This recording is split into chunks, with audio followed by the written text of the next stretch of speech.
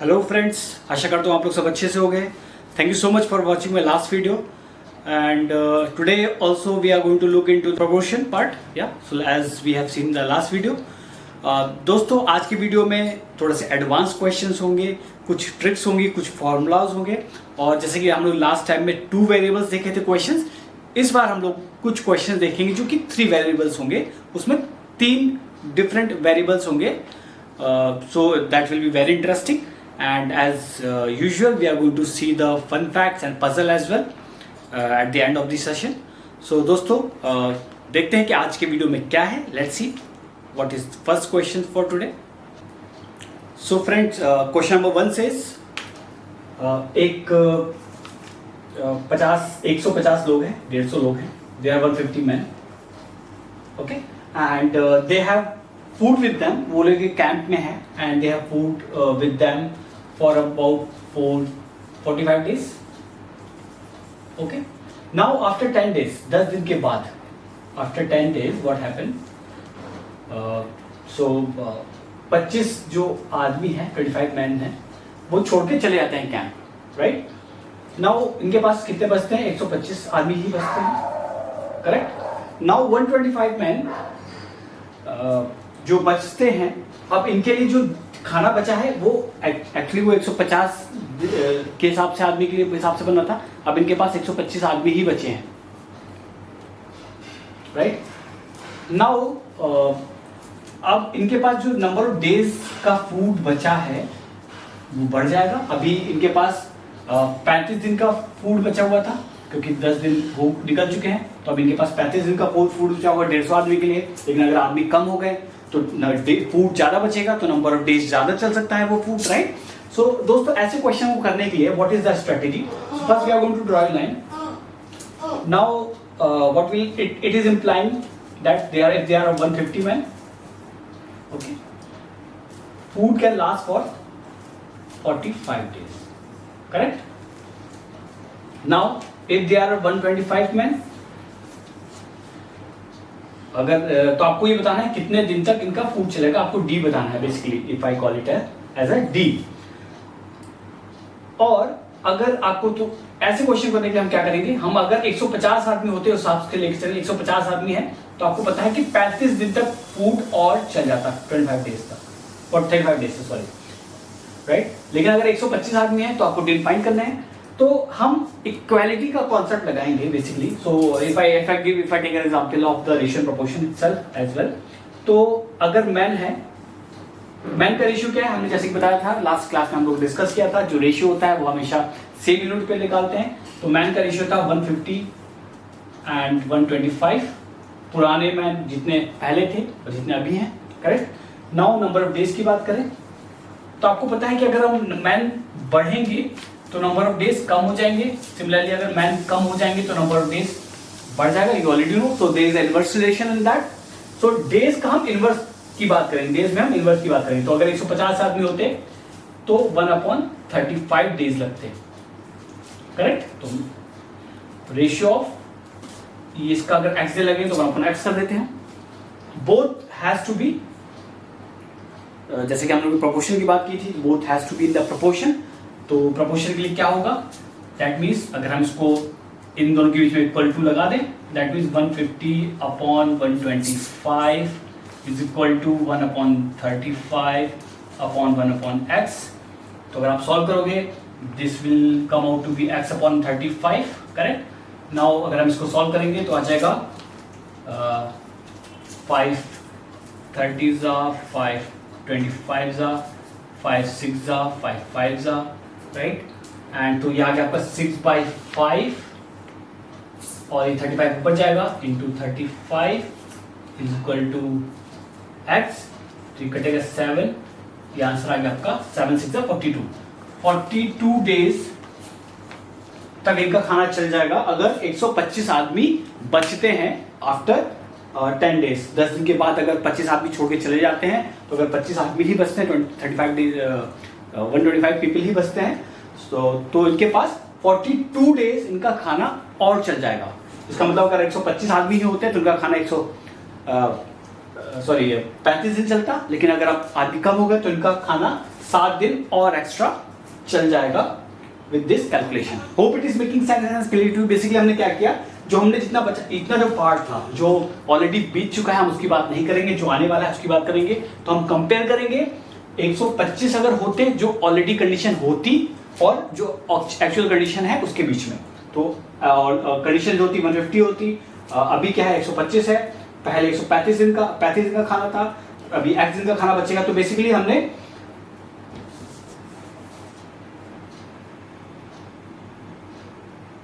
तो इसमें 35 दिन का खाना था, अभी x दिन का खाना बचा, राइट। तो हमने ये रिवर्सली क्यों है, बिकॉज अगर मैन बढ़ेंगे और डेज कम हो जाएंगे। So hope it is making sense and clear to you, right. So this is a concept, new concept. So ऐसे बहुत सारे क्वेश्चन बन सकते हैं, बहुत सारे कैटेगरीज के, ये कॉम्पिटिशन एग्जाम में जरूर पूछे जाते हैं ऐसे question. So please make sure कि आप जो ऑलरेडी कंडीशन गिवन है आप उस हिसाब से ऐसे आप डायग्राम बना के कुछ ऐसे डील कर सकते हो। ओके, सो देखते हैं कि अगला क्वेश्चन क्या है, and that question is having a new concept. So let's see that. So दोस्तों देखते हैं कि अगला कॉन्सेप्ट क्या है। This is very interesting and very important as well, क्योंकि अभी तक हम लोग लास्ट क्वेश्चन तक बात की थी जहां पर दो ही वेरिएबल्स हैं, दो ही फैक्टर्स हैं। सपोज मैन वर्ड डेज था या हेक्टेयर और डेज था, राइट। नाउ हम लोग इस वाले क्वेश्चन में हम लोग 3 फैक्टर्स लेंगे। Basically there are 3 different factors. So 3 factors are, suppose you can take any factors. So question we are talking about that says if there are 8 men, they can plow a field of 80 hectare. ये कोई खेती कर रहे हैं जिसका जो field है उसका साइज है 80 हेक्टेयर है, और डेज है इनको 24 दिन लगते हैं इस फील्ड को प्लॉ करने में, जुताई करने में।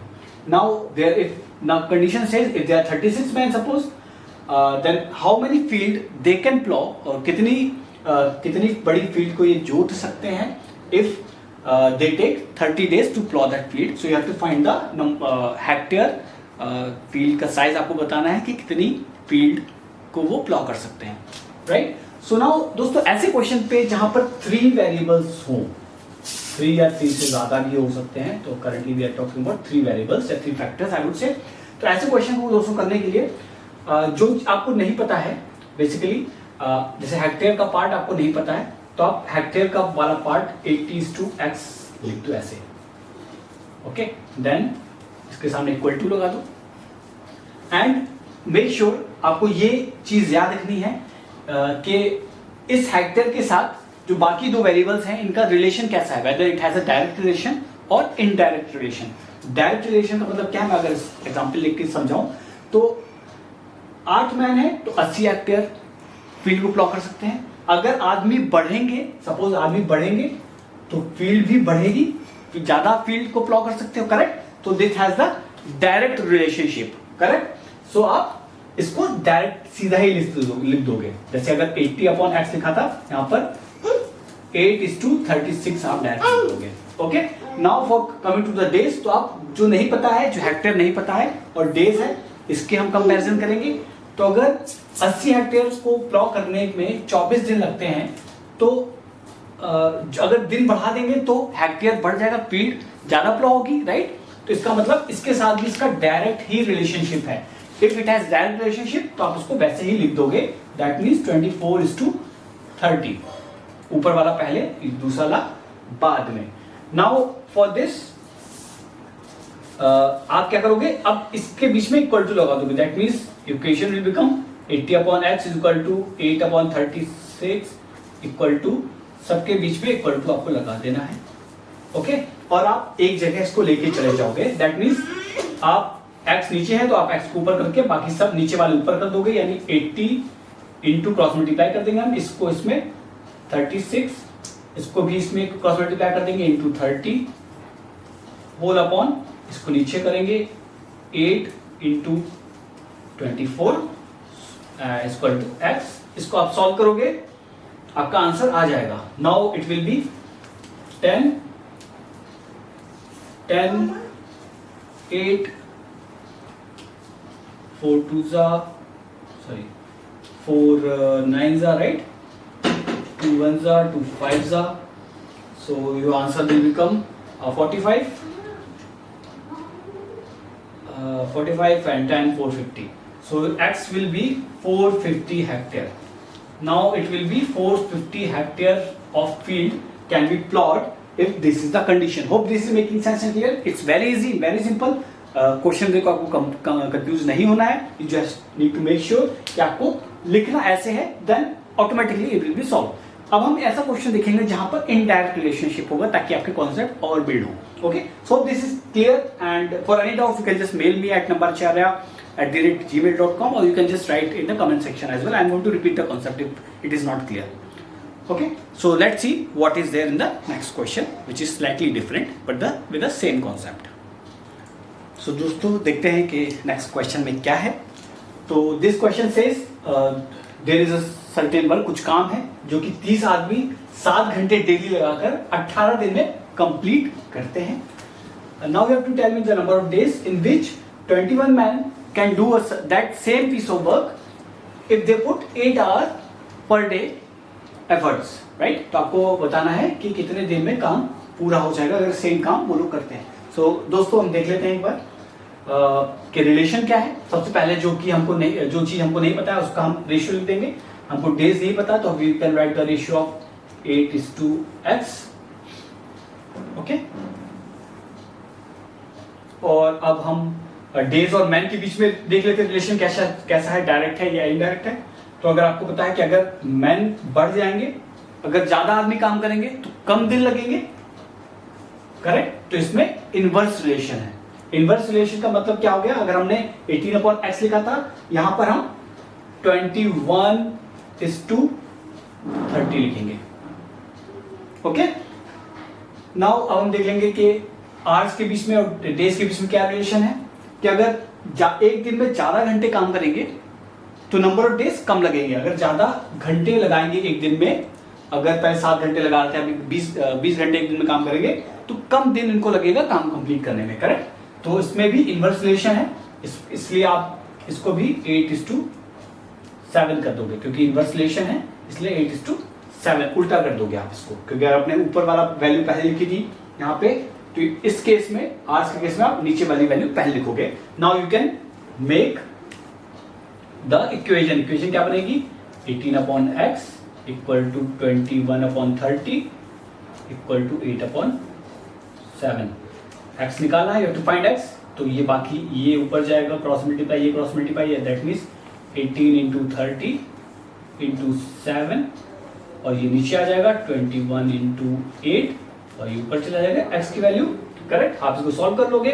सॉल्व कैसे करेंगे, 7 × 7 7 3 यू गेट 10, ये हो गया 2 4 2 5 2 2 2 9, correct. So this comes out to be 45/2. 45/2 value क्या होगी, that means it will take 1/2 days to complete the same work. Hope it is very simple and clear to you कि आपको बस केवल सबसे पहले इस फॉर्म में इक्वेशन लिखनी है इस फॉर्मेट में. Then you have to see whether it has a direct relationship or indirect relationship. On the basis of that you can just put into an equation and you can just solve that. So it's very simple. ऐसे question बहुत आते हैं competition में, interest में, it's very scoring as well. So देखते हैं कि what is there in the next question. So दोस्तों अब बारी आती है आज के होमवर्क की. देखते हैं कि आज के होमवर्क में क्या है. So there are 3 questions for today. Question number 1 says a fort had provisions for 120 men for 30 days. After 10 days 20 men left. How long the food will last for remaining men? तो एक fort है जहाँ पर 120 आदमी का खाना रखा हुआ है 30 दिन के लिए, बट 10 दिन बाद 20 मैन आदमी जो होते हैं छोड़ के चले जाते हैं. Now you have to tell me how much days for almost days the food will last for the remaining man. कितने जितने बच्चे हुए आदमियों के लिए कितने दिन खाना चलेगा.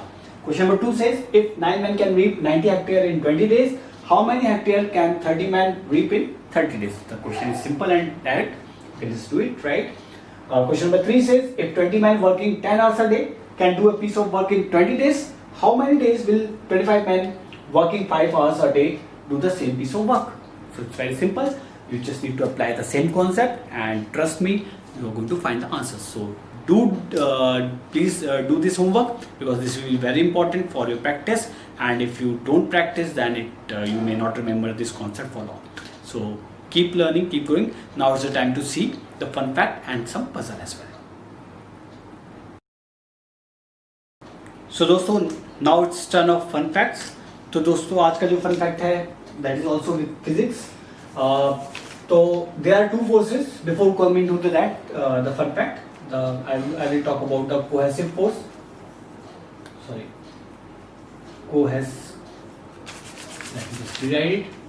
Cohesive force and adhesive force. So there are two types of force, दो टाइप के फोर्स होते हैं, कोहेसिव और adhesive.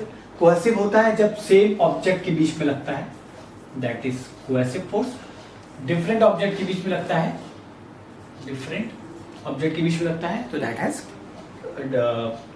adhesive force basically, and it is a force of attraction basically. Okay, so what I mean with the same type of material or different type of material, जैसे कि आपने दोस्तों देखा होगा जो वाटर है, पानी है, राइट?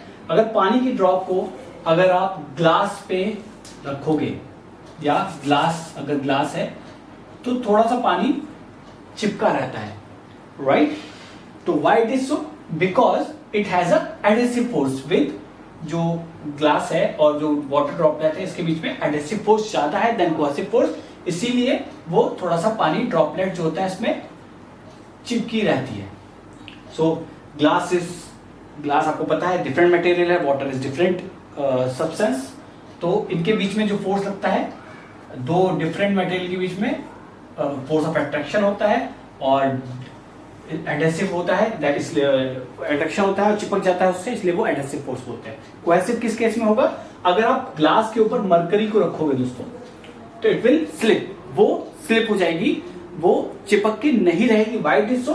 बिकॉज जो मरकरी की जो ड्रॉप होगी उसमें कोहेसिव फोर्स, उसमें आपस में उसके ड्रॉप के अंदर इतना आपस में ज्यादा फोर्स होगा comparative of the force between glass and mercury. तो एडहेसिव फोर्स में कम है, कोहेसिव ज्यादा है। तो जो अपने अंदर का फोर्स होता है दैट इज कोहेसिव, एंड जो दो डिफरेंट मटेरियल का फोर्स होता है between them that is adhesive. तो ग्लास और वाटर के बीच का adhesive force is more and mercury का cohesive force is more than the force between glass and mercury. तो आप जहां जैसे भी कोई एग्जांपल देख सकते हैं, जहां भी कोई दो डिफरेंट सब्सटेंस है अगर वो चिपक जा रहे हैं तो उसमें इसका मतलब एडहेसिव फोर्स ज्यादा है। अगर सेम सब्सटेंस वो चिपक नहीं रहे हैं इसका मतलब जो उस सब्सटेंस में कोहेसिव फोर्स ज्यादा है। So you can just make out from that. So hope the concept of adhesive and cohesive force is clear to you. Now it's the time for the puzzle, so you can just see what is the puzzle of for today. So दोस्तों देखते हैं आज का puzzle क्या है। So today's puzzle says we have three friends A, B and C। Okay, तो A के पास 5 चपाती हैं, B के पास 3 चपाती हैं, ओके, और इसके पास कोई चपाती नहीं है। ओके, तो ये दोनों चपाती अपनी अपनी लाते हैं और C इनके पास आ जाता है और इनसे कहता है कि हम चलो मिल बांट के ये 8 रोटी, बिकॉज इनके पास 5 रोटी थी, इसके पास 3 रोटी थी, टोटल 8 पीसेस ऑफ जो चपाती है, रोटी है, ये हम लोग तीनों आपस में मिलके खा लेते हैं, बराबर बराबर तीनों खा लेते हैं। दैट मीन्स एक के हिस्से में कितनी रोटी आएगी? 8/3, करेक्ट? तो तीनों आपस में बराबर खा जाते हैं। जब ये खा लेते हैं तो C कहता है ओके, एज रोटी तुम्हारी थी, तुम लोगों की थी, तो what I will do is I am going to give you 8 rupees and you can share between yourself. आप ये 8 रुपए आपस में बांट लो। Okay, now A says okay as I have given, तो ये 8 रुपए दोनों को देके चला जाता है, वहां से चला जाता है। नाउ A says क्योंकि मेरे पास 5 रोटी थी, मैंने 5 रोटी खिलाई है, इसलिए I will take 5 rupees and और एक बोलता है कि B तुम्हें 3 रुपए मिलेंगे बिकॉज तुमने 3 रोटी खिलाया, टोटल तुम्हारे पास 3 रोटी थी, इसलिए उस हिसाब से 3 रोटी मिलेगी। नाउ B कहता है नहीं, मेरे को आधा आधा करना है, that means I will give you 4 rupees and I will keep 4 rupees. तो B ये बात, क्योंकि A ने इसको प्रपोजल ले दिया था, तो B C के पास जाता है, कहता है ये A ऐसा बोल रहा है कि मुझे 5 रुपए देगा, खुद 5 रुपए रखेगा और मुझे 3 रुपए देगा, तो दिस इज अनफेयर। अगर तुम्हें डिस्ट्रीब्यूट करना है तो प्लीज इक्वली डिस्ट्रीब्यूट करो। तो सी इसको समझाता है, you have to listen it very carefully. C इसको बोलता है बी को कि 3 रुपए जो तुम्हें दे रहा है ले लो, ये तुम्हारे फायदे का सौदा है। दिस इज वेरी मतलब ये तुम्हारे लिए बहुत बेनिफिशियल है अगर वो तुम्हें 3 रुपए दे रहा है। लेकिन बी बोलता नहीं, मुझे बेनिफिट नहीं चाहिए, मुझे तुम फेयर करो। ओके तो क्योंकि बी को लग रहा था कि बराबर आधा आधा इज फेयर, तो सी कहता है okay in that case, C का कहना yes, in that case the fair decision would be A जो रखेगा वो 7 रुपए रखेगा उस 8 रुपए में से, और तुम्हें 1 रुपए मिलेगा। This is fair decision. Now you have to tell me why this decision, why and how